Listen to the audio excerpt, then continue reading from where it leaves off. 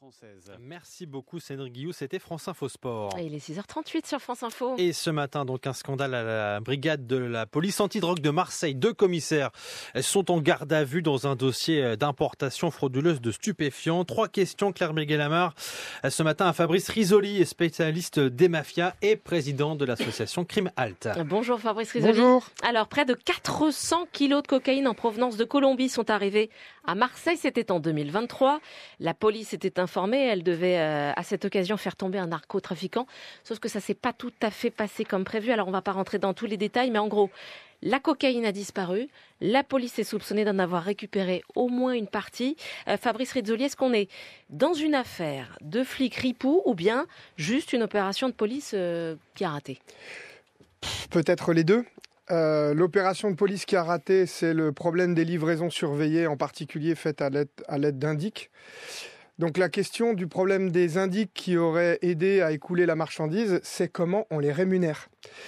Et on est quand même un peu obsédé en France par la culture de l'indice dans la police nationale, avec beaucoup de mauvaise foi, parce que entre quelqu'un qui vous donne un renseignement sur un braquage qui va arriver ou sur une livraison de drogue, et en échange, vous allez lui donner une autorisation d'entrée de territoire d'un membre de sa famille pour qu'il soit soigné en France, c'est une chose. Fabrice Risoli. Et de l'autre côté, lui permettre à lui de vendre de la drogue, là, c'est pas du tout dans l'esprit de la lutte contre les stupéfiants. Donc, alors il faut s'interroger là-dessus. Vous nous parlez des indices tout de suite, mais en l'occurrence, ce sont 2 commissaires là qui sont en garde à vue. Ah oui, mais c'est parce qu'ils auraient laissé faire et précisément, ils auraient retiré de la marchandise ou laissé faire des indices pour qu'eux-mêmes se rémunèrent. C'est une des hypothèses de l'accusation.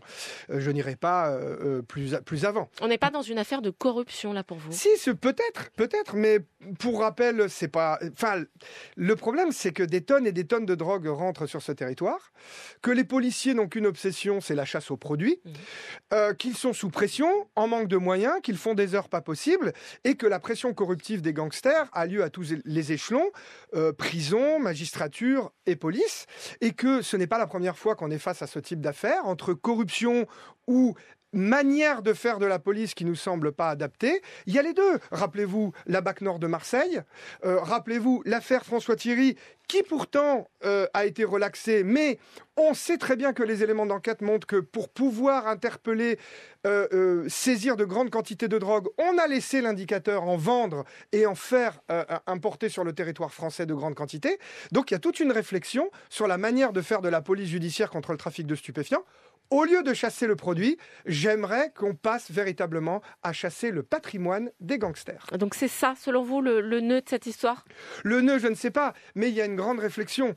En Italie, ils ont une garde des finances, qui est une police dédiée complètement à ça. Ils saisissent des milliards d'avoirs chaque année. 80% de ces avoirs sont confisqués définitivement. En France, on confisque des millions d'avoirs et seulement 30% sont confisqués définitivement. Il y a un logiciel à changer. Alors, l'enquête est en cours, évidemment. Ces 2 fonctionnaires sont présumés innocents.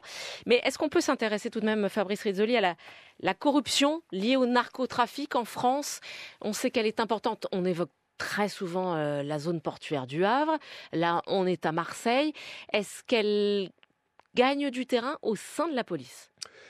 Je ne sais pas si elle gagne du terrain. Il y a déjà pas mal d'enquêtes qui montrent des forces de l'ordre en général, avec des douaniers corrompus dans les aéroports, des policiers y compris corrompus. Il y a le problème, c'est de scinder le bas du spectre de la corruption et le haut du spectre, avec par exemple des policiers qui au quotidien sont pressés de donner des informations sur les concurrents, sont pressés pour donner des informations sur des plaques d'immatriculation, et c'est géré un peu de manière d'entorse déontologique, alors qu'ils aident un clan criminel à perdurer. Et là, on a le problème de cette drogue qui arrive en masse et dont on n'arrive pas à endiguer la venue sur le territoire. Et les policiers sont prêts parfois à faire des entorses au règlement, pour pouvoir faire de belles affaires, en particulier la saisie de produits. Manifestement, ici, ça n'a pas marché, car en plus, la drogue a disparu. C'est 300 kilos de cocaïne qui auraient disparu. On parle quand même de près de 400 kilos qui se sont volatilisés. Et quand même avec une manière qui fait appel soit à une très mauvaise gestion de l'enquête pénale, soit à un problème de moyens, parce qu'on a ce camion qui, à un moment, n'est plus du tout surveillé. Ensuite, quand on veut l'ouvrir, on n'a pas les clés de la porte arrière, donc on attend que le concessionnaire nous amène la télécommande. Ça dure des mois. Le camion reste à la fourrière.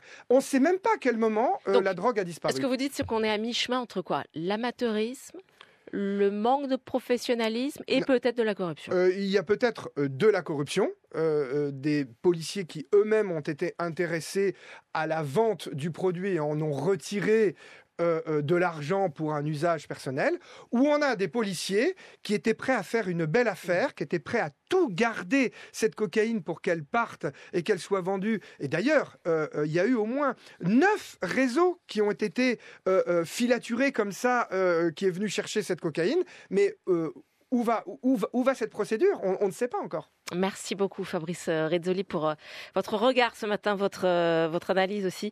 Vous êtes spécialiste des mafias, président de l'association Crime Halt. Il est 6h44 sur France Info.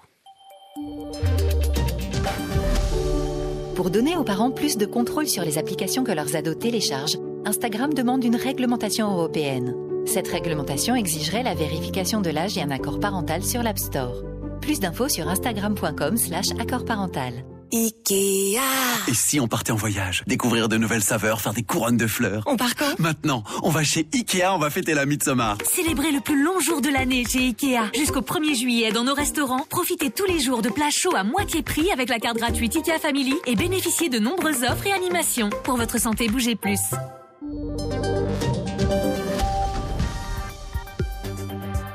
France Info, petit matin.